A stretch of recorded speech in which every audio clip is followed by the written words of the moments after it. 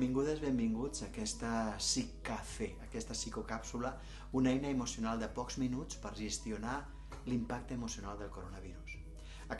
Aquestes càpsules són una iniciativa de l'Ajuntament de Solsona i el Consell Comarcal del Solsonès. Avui parlem de com gestionar la incertesa. Què passarà? Què succeirà?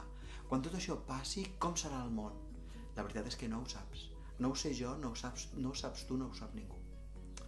Per tant, la primera cosa que et vull demanar, per favor, és que davant de coses que no sabem com seran, que intentem governar la nostra ment.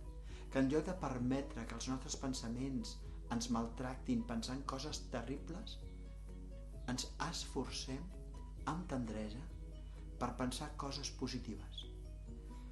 El que t'estic demanant és que pensis el millor. Davant de la incertesa, davant de que no ho saps, tens dues opcions.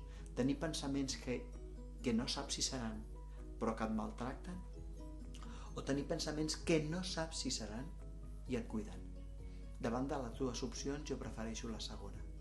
En lloc de pensar tot serà terrible, tot anirà malament, pots pensar tant de bo sigui una oportunitat per construir un món amb menys desigualtats. Tant de bo sigui una oportunitat per reconstruir l'educació.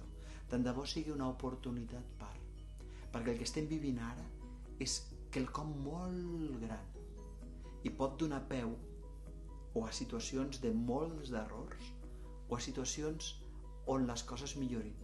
Tu no ho saps. Però per no maltractar-te jo et prego que agafis aquell pensament que et cuida. I aquell pensament que et cuida és aquell que és positiu.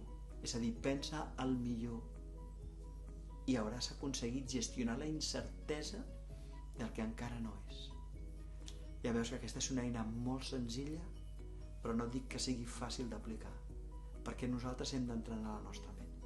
Així que el repte és que entrenis la teva ment a pensar només coses que no et maltractin. T'atreveixes? Bé, si vols, ens veiem demà a la propera psicocàpsula, al Psicafé.